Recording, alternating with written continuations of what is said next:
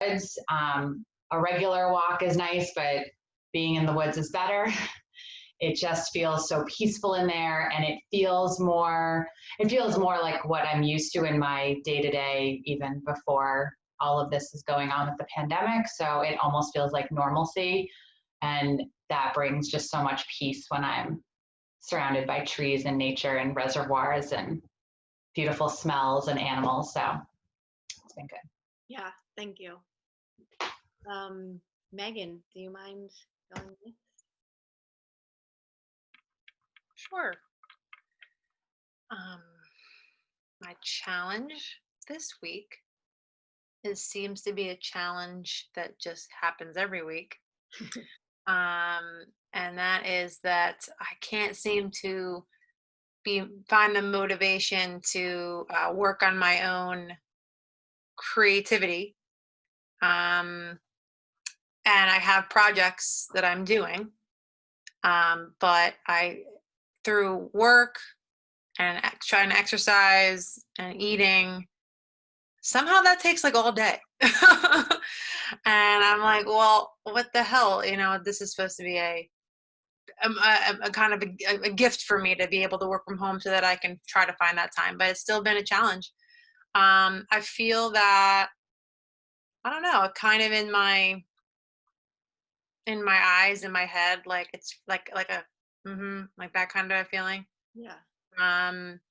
But the comfort kind of just comes back to the thought that like it will get done and it will happen, and I will find, like, I know that the motivation for me is kind of sporadic and it will flow back to me.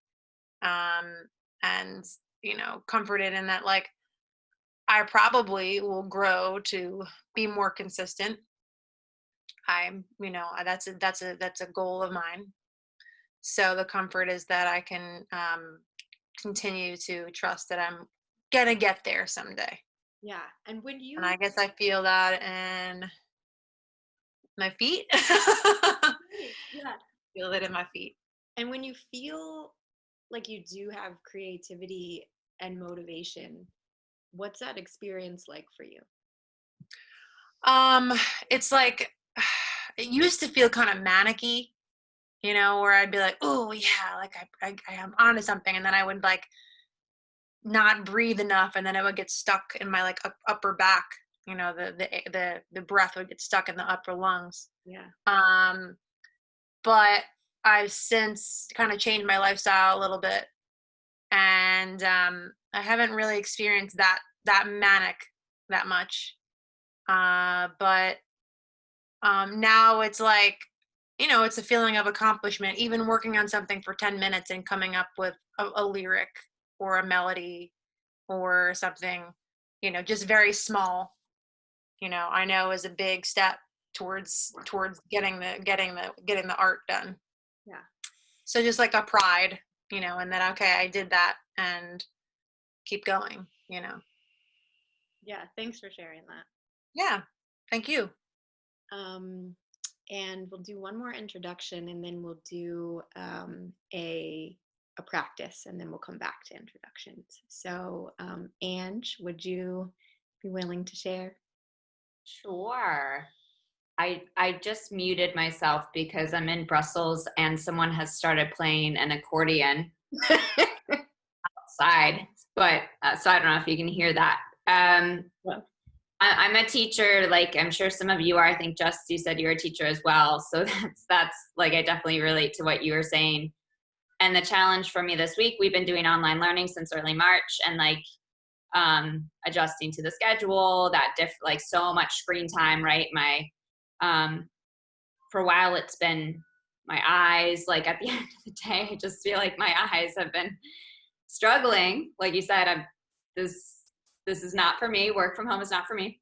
And the weather, Brussels weather is sticks true to the stereotype. It was a very dark, rainy winter, and the weather lately has just been amazing. Like it's been like 70 degrees and beautifully sunny. So that's been like a super comfort. But this past week was rainy, and I just found myself feeling really lethargic and kind of it all hitting me. And like, just similarly, like kind of judging myself because I'm not filling up every moment with something productive.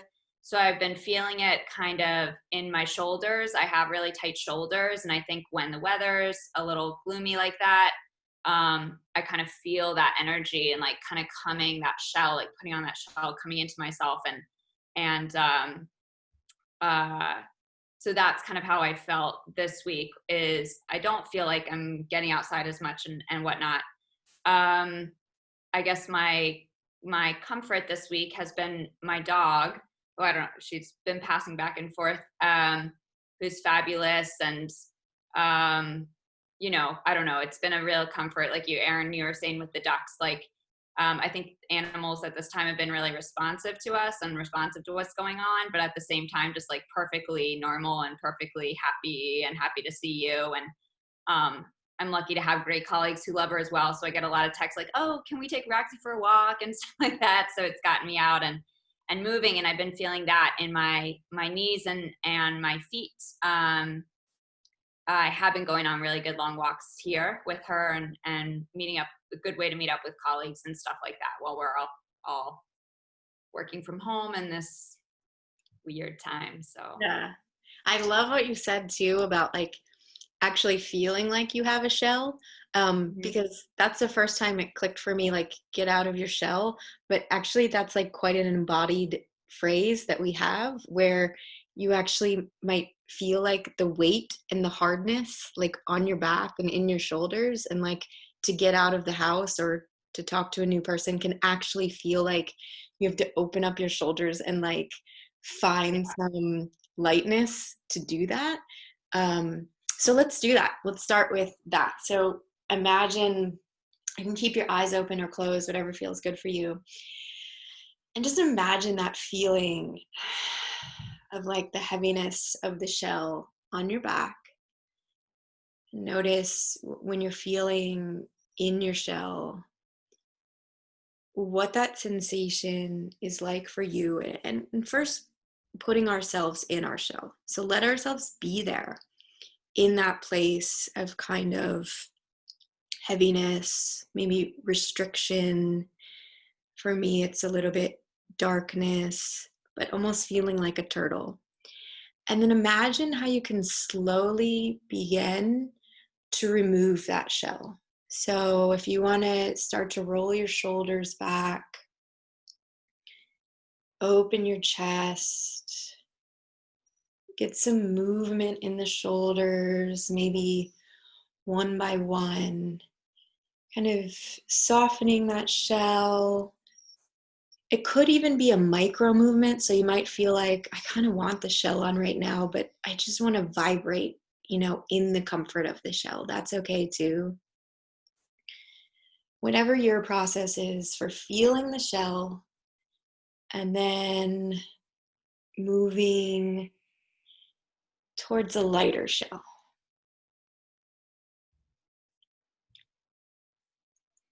Maybe stretching our neck, bringing our chin up to the ceiling, opening up the neck there. Moving the neck. Maybe bringing your gaze to your right shoulder. Then gaze to the left shoulder. Dropping the chin down to the chest. Feeling that shell begin to lighten and melt a little bit. Opening up the back side of the body and the spine. Getting some circular movements down into our abdomen, opening up the hips.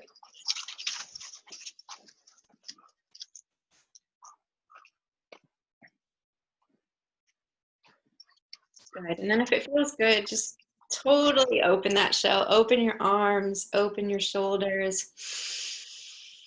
Take a big breath in. And on your exhale, gently let the arms fall down to the side. Let's do that one more time. Slowly opening up, releasing that shell. And exhaling, coming down. Let's sit for a moment and notice if there was any shift in our bodies, the feeling of the shell to where you're at right now.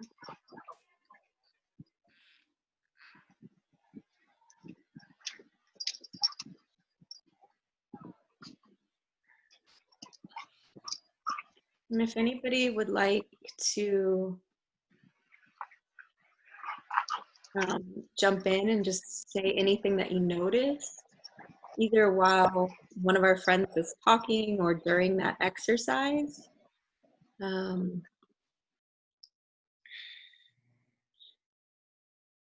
was thinking about choice. I think in general, I like alone time, but now that it's not really as much my choice, I feel a little frustrated, and it's probably more intellectual because things keep getting rescheduled and rescheduled and rescheduled, and I keep having to follow up, so I'm kind of frustrated. And Joanne, how do you know that you're frustrated? So what's the sensation like of frustration for you? I sigh a lot. I try to breathe it out, but it works sometimes, and then other times I was thinking in the past I really treasure the time alone home, but now I don't have to go and do anything or whatever, and now I feel like, geez, it's been like 6 weeks. I just feel like it's a bit of a marathon, and I don't know when the end is. Yes. So I also have been less than active, which I know is frustrating. And with all the time I have, I go, I do yoga like 4 times a week. Now I can barely get myself online to look at a yoga thing. But I think my walks around have kind of given me the bit of a perspective. Although as soon as the sun is out, I'd run out because I go, I don't know how long this is going to last. But I tried more now to alert my other senses, like hearing. I've been interested also in forest bathing, so I look at the trees around and ask them if they're telling me something. And I just found this farm with all sorts of animals, and depending on the day, there's an ostrich, there's llamas, there's like, a whole gaggle of things, and it's very, I don't know what the word is, reviving to see them all just kind of going about doing their business. Yeah. And thank you for sharing that. I really liked one of the things you said is you're frustrated because you sigh. And sighing is like a signature Zap Chen move because we sigh a lot to relieve pressure, right? So I don't know if you're like me, but the feeling of frustration for me is like a pressure buildup, and I'm looking for some kind of release. And so sighing is one way that we can like release our pressure gauge. So let's practice that and also change our relationship with sighing. And know that when somebody's sighing around us, I think it has a really negative connotation, right? Because we know that that person's pressure gauge is going up. But actually, allowing the people around us to sigh is allowing them to stay more in their center and to keep engaging, right? If we actually don't sigh it out, then it's like saying, I see you're here, and I'm just going to let you go right up to here, right? So, let's take some moments and just fill up the belly and let out a big sigh.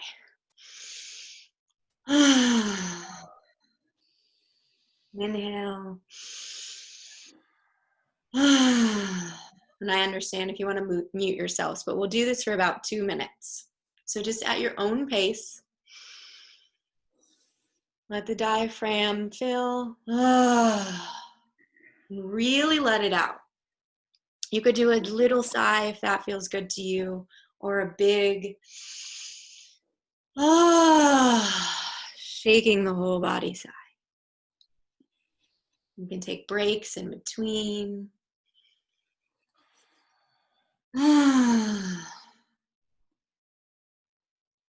Maybe even imagining a situation that could benefit from some sighs, letting it come up. And then,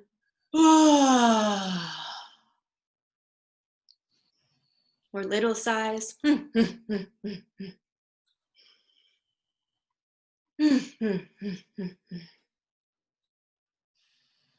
I'll mute myself for a few minutes so we can all sigh.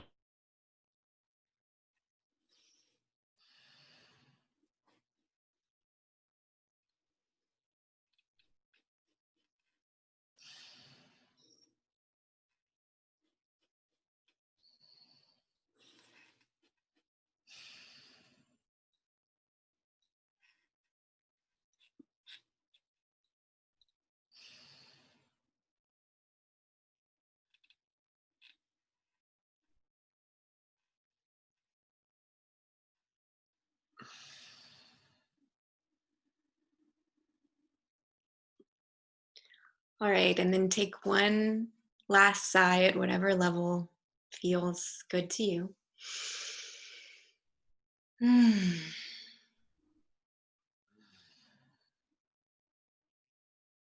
check in again with the body.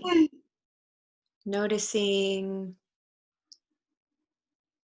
when I think about my feet, my legs, my hips, belly, chest, shoulders, arms, my whole head.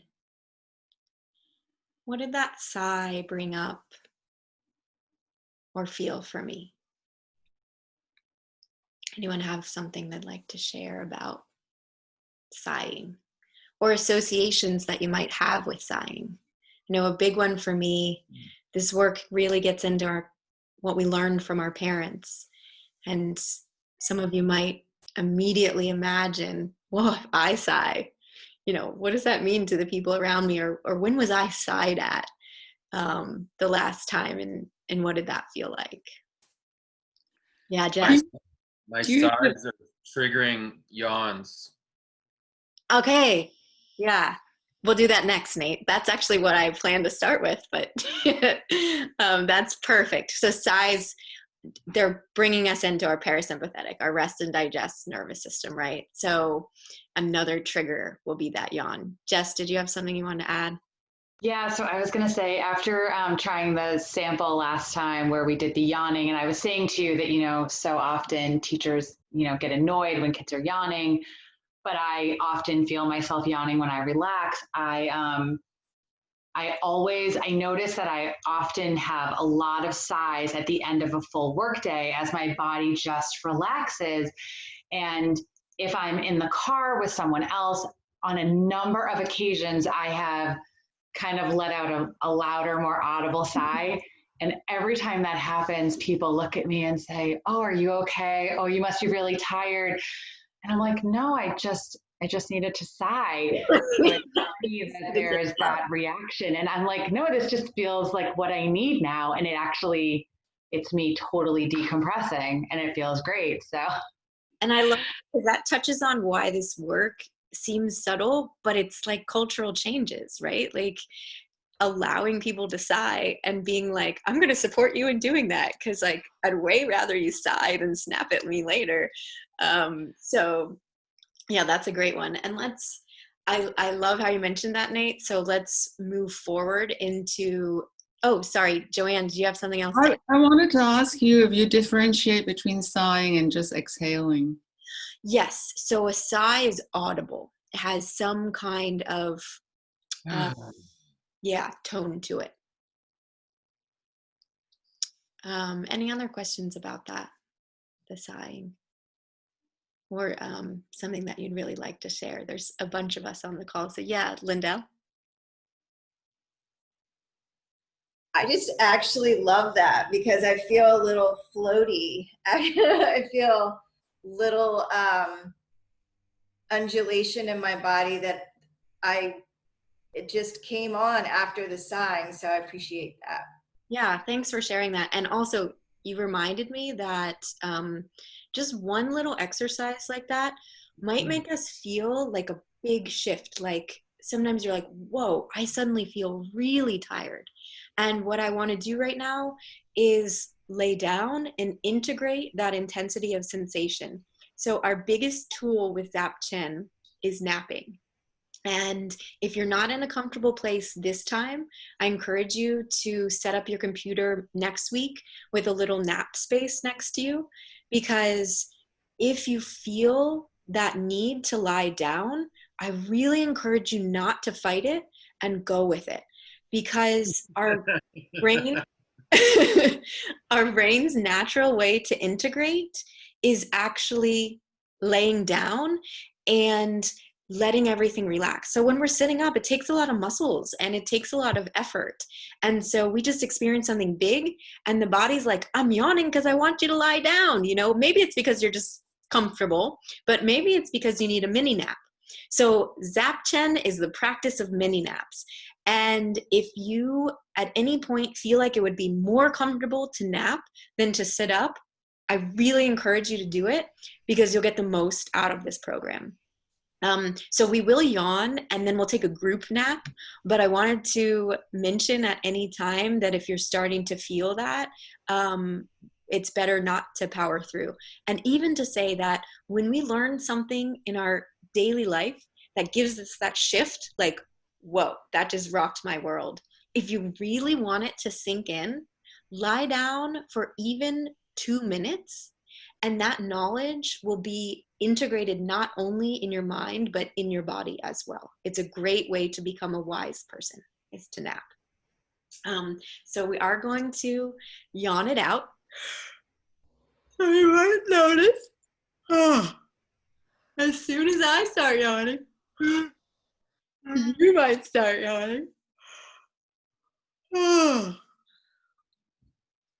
If you're not quite there yet, imagine an egg in the back of your throat and open up the back of your throat and take a chewy yawn, like, oh, yeah. And you can fake it till you make it. So first, just make that egg in the back of the throat, open mouth.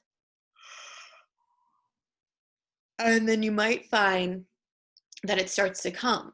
It's very often, especially in a new environment, that you won't yawn at first, because what has to happen is that our brainstem has to be really relaxed and melting for us to yawn. And if we're in fight or flight at all, we don't have access to that yawning. So if yawning's not coming for you, that's okay. You can even close your eyes and just imagine yourself doing it. So what we're actually doing with these yawns, if we're doing them in the morning, we're increasing serotonin. If we're doing them in the evening, we're increasing melatonin. So it's a great way to wake up or go to sleep based on the biorhythms of the day. I'll keep yawning. Get a chewy one. Oh, and you can add your sigh to it. Just go for it.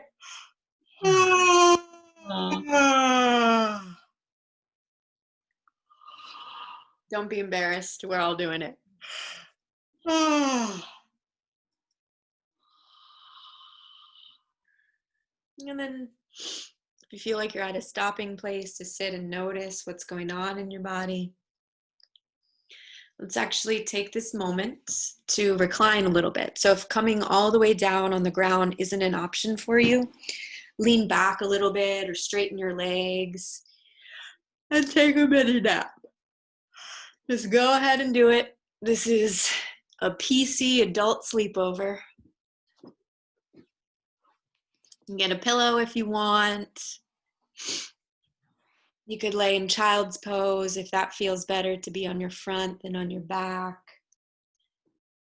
And we're all going to take a 3-minute mini nap. So let yourself get comfortable. If you don't come back from the nap, I won't blame you.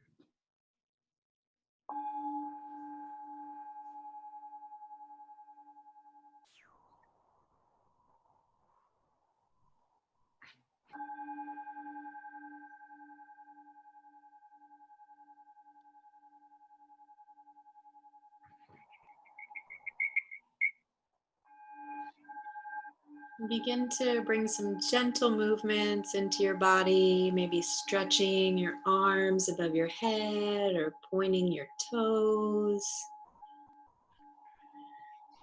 Rocking the spine from side to side.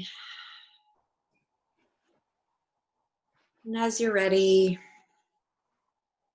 and if you're ready, then join us back in front of your computer.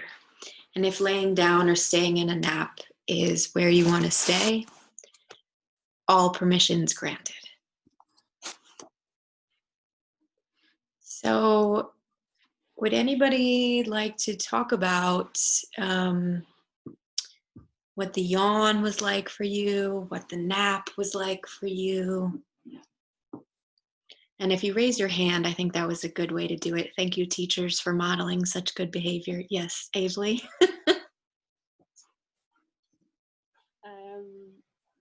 So 2 things I noticed about my body, which were interesting. One, when we were yawning, after about my 3rd yawn, they came very easily to me. I'm perpetually tired. But my 3rd yawn, I started having tears, just like not sad tears, but tears just streaming out of my eyes. I'm so glad you mentioned that, because I noticed that, and I noticed your surprise. It was so cute. You were like, oh. And yawning actually promotes the circulation of natural fluids in our body. So you're right. Those aren't emotional tears. Those are just, hey, we got a lot of fluids in here, and they help when they're circling around. So it's great you got to that point so quickly. Because I notice when I get tears, they're associated with like, yeah, deep feelings of healing and happiness. And sorry, were you going to say something else as well? The other thing that I just thought of while we were having our mini nap is that I think since this whole sort of quarantine lockdown situation started happening, when I go to sleep, I always sleep on my side, and to get comfortable, I put my hand flat on the bed as if I'm trying to ground myself. And that's just become, I never did it before. Yeah. I think it's a bit of a coping mechanism, but it also feels really nice. And I've just in the last few days started, not even intentionally, but I'll put my hand down and then I sort of have a little mantra that I start telling myself, and then I go to sleep. And so it's just interesting to notice, like to recognize sort of the physical coping mechanisms we develop. Totally. And that makes, so we have the most proprioceptors on our hands and our feet as well, which means that's our spatial orientation. So when we actually feel not grounded in our body, when we rub our hands together or on something, or we ground our feet down, the physical sensation of telling our proprioceptors like this is the ground helps us feel grounded in our body as well. Mm-hmm. And like this is why I love this stuff, because it's like you already know that, your body knows that, right? Mm-hmm. And it just takes our mind to be like, oh right, that's what I do, I rub things, and like maybe I should rub more things. Yeah, totally. Thanks for sharing that. Anybody else notice? Steph?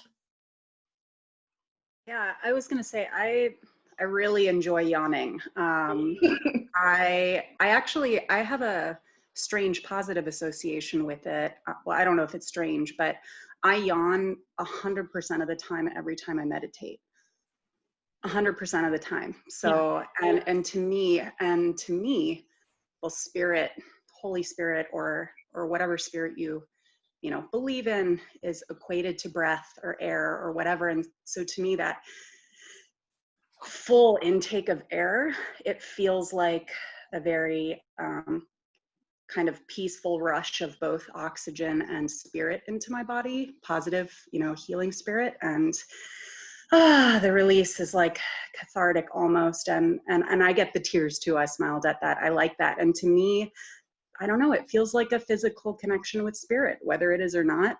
There's something about it I really love. It comforts me. And of course, I have the association with yawning of exasperation too, right? But that, or I guess that was the sigh, not the yawn. But anyway, I really enjoyed the yawn in terms of how it feels in my body. It did feel like a washover of just vibrating energy, just new energy. And it felt like during the nap, I was able to be just really present. There are birds singing outside my window right now. And it's like, I didn't even notice them until I was quiet and still after fully relaxing. So that was really nice. That's awesome. And I'm so glad you brought in the positive as well.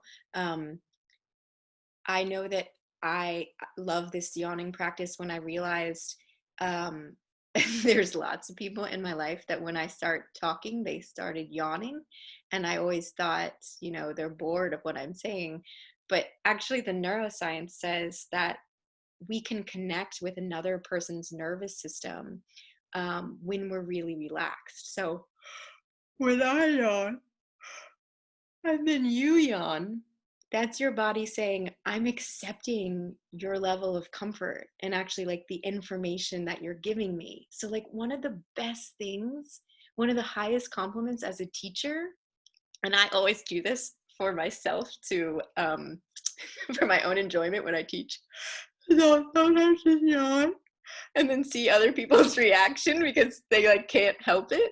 And you get embarrassed and I'll be like, yes, they're relaxed enough to connect with my mirror neurons, and it's actually a great sign that our bodies are talking to each other. So it's not boredom and, chastising people or getting embarrassed because somebody's bored when we're talking. Actually, more information is getting through because we're in rest or and digest when we're receiving that information rather than fight or flight when we can't yawn. So it's actually a good thing. Anybody else notice something that they'd like to share? Okay, so let's do one more tool today, and I was inspired by Avely for this one. So let's do some more rubbing, and we can call this self-massage. If you're not comfortable doing it to your own body, I really like the suggestion because one reason I usually don't teach this on a first class is because we might not be so comfortable touching ourselves. If we are, that's great. But if you want to start on any surface under your hands, just finding a surface to rub with your hands. So I've got like a carpet next to me and I'm just rubbing that surface with my hand. You can close your eyes and let it be kind of a meditation. If you feel comfortable to make the transition onto your body, then you can begin to rub your legs, rub your arms, your chest. No part of your own body is off limits. So if there's anywhere that feels like could use some support, whether, it's just a need of a little self-support, self-love, just come to whatever parts of the body feel like they could use a little rub. And I encourage you to think about those parts that you say, wow, I really need, a massage, or if only so-and-so would give me a shoulder rub, and just do it to yourself.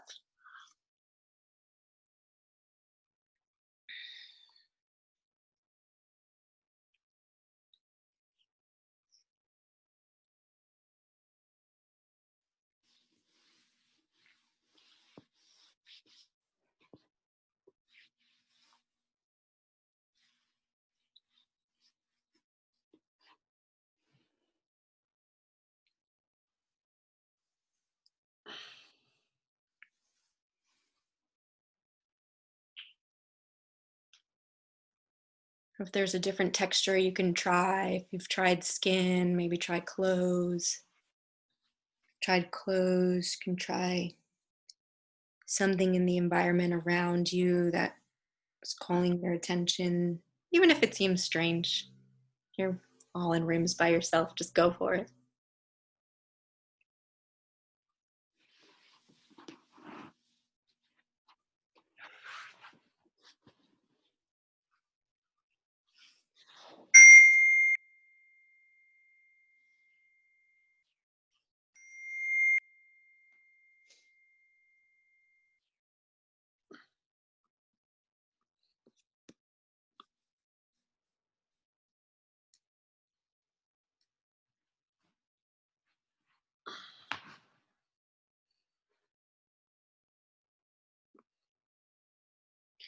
And what I'm going to introduce as a guideline for our class is that when you hear, for next time, when you hear the sound of the singing bowl, the first chime means to start thinking about coming back to yourself and to whatever position you want to be in for the next activity. And then by the time I get to the third, we'll move into the next activity. And as always, if you still want to continue with the last tool, if that feels good to you, that's fine.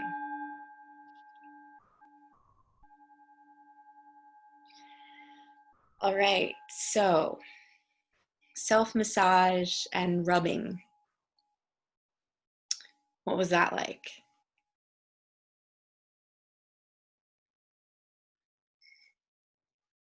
Nat?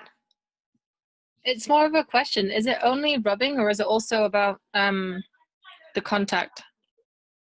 Because you made me relate to the fact that I have 2 comfort spots in my body, which are both inappropriate. And even Nothing's inappropriate. We're all adults here. Oh, wait, you muted yourself. Sorry, I'm using this one.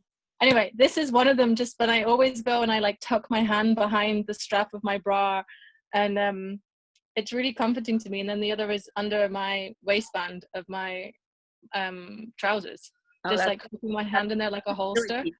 Yeah. And so that, I mean, that's where my mind went to, that I often revert to these 2 places without even realizing.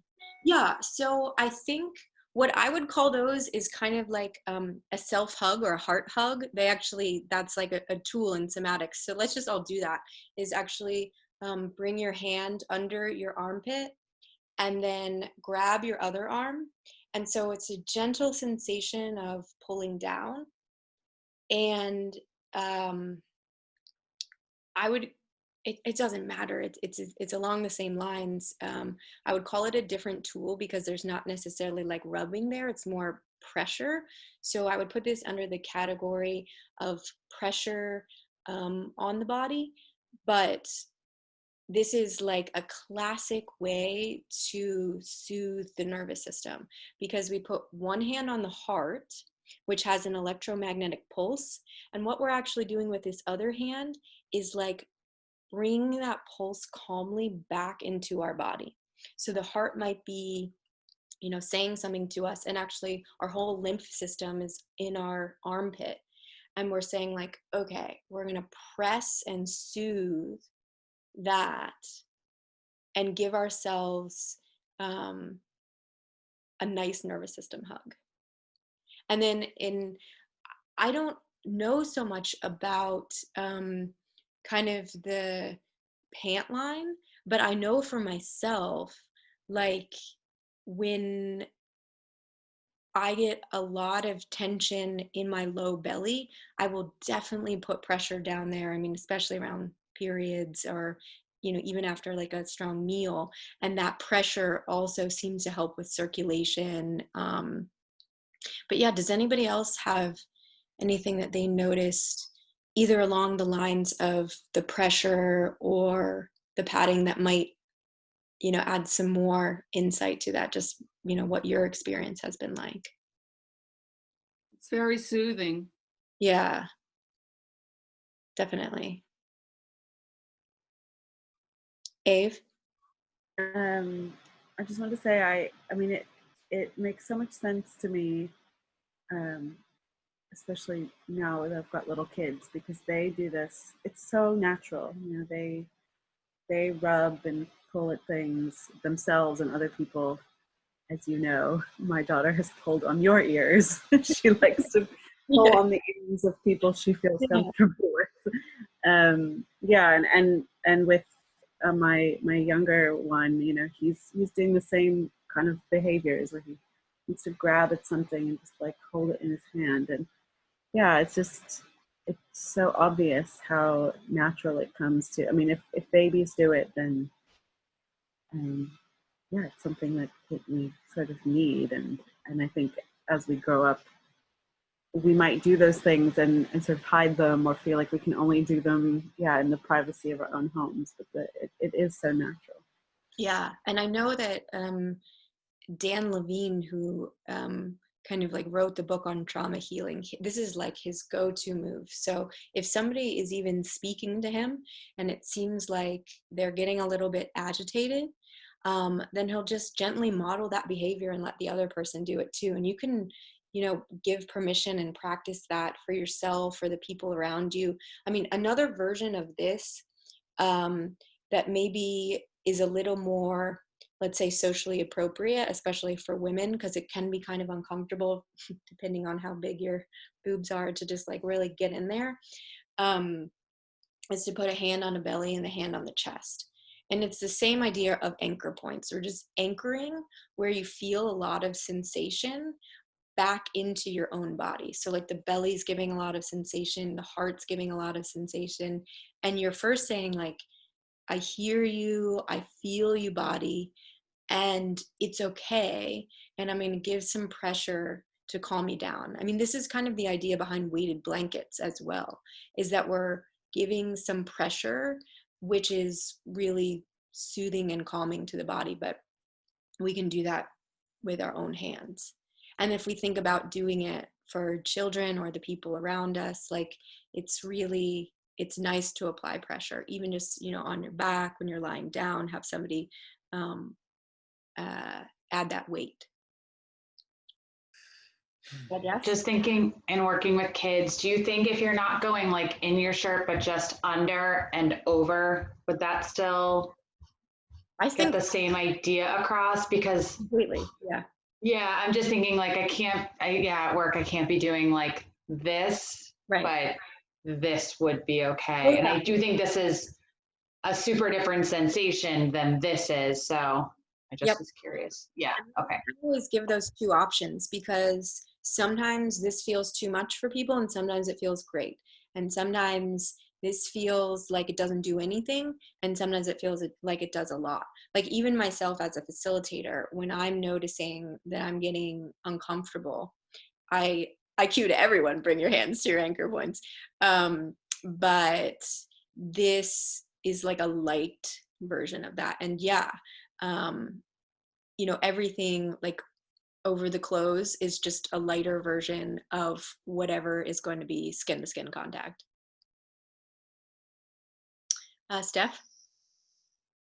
Regarding the whole exercise of the rubbing and touching the body, I noticed a couple things. One is that, and I've known this, I think we all carry tension or stress in particular areas of our body.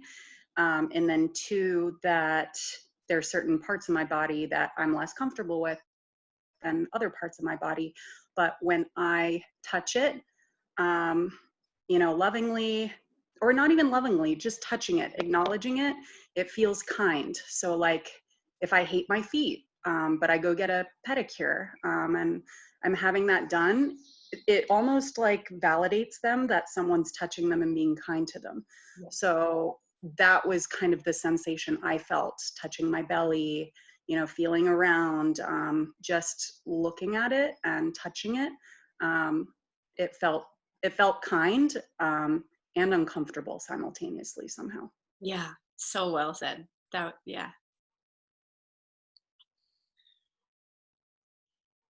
Anybody else have something that they'd Like, yeah, I would add that, like, I think based on how I'm sitting right now, my immediate idea was to rub the thighs and then the feet. I'm sitting here on the floor on this like yoga block. Been getting lots of use out of my yoga blocks these days. I bought them recently, but they're like the most useful thing in this room. Footrests and everything. And yeah, I think that that was my inclination. It was the legs, the thighs, and the feet.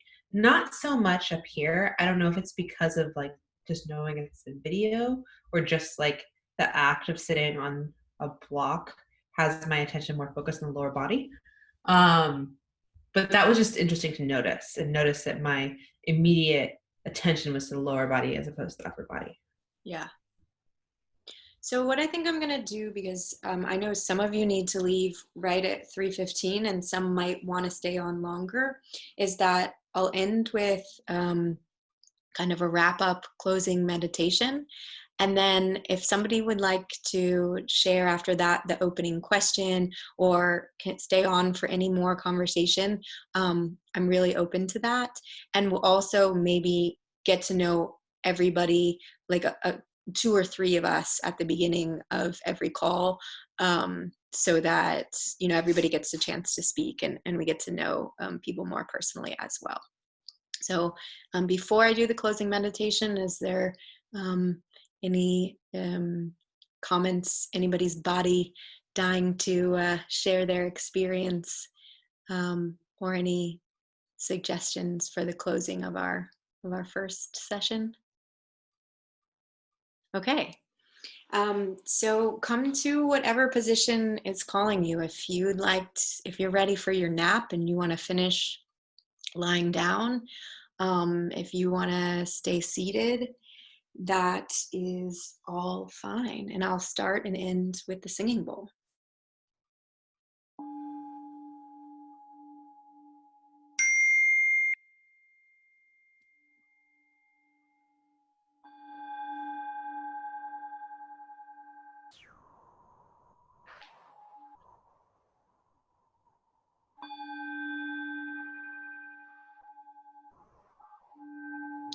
This closing, centering, inspired by Steph's comments, being kind to ourselves during this time. Nobody in the history of the world has experienced exactly this collective trauma that we are experiencing right now. What it's doing and shaping to our minds and our bodies is different. It's new. And that means it's a lot to take in and to make sense of. So giving ourselves permission to accept how hard we're all working, even if it's on a subconscious level. And letting ourselves know we're doing a good job. Reminding ourselves, I'm doing a good job. I'm working hard. And I just showed up to work even harder so I can be proud of myself today.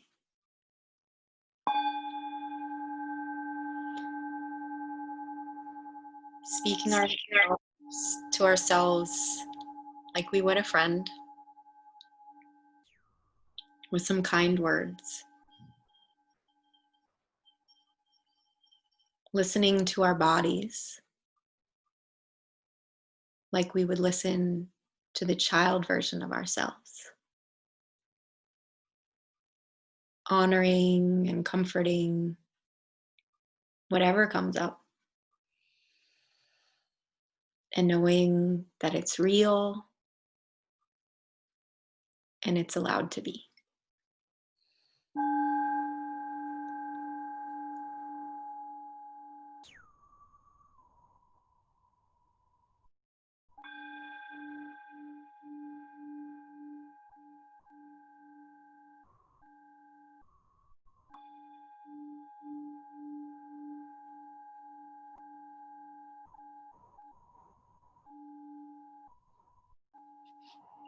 Gently rocking yourself back up to seated if you'd like to continue the conversation or moving on with your day,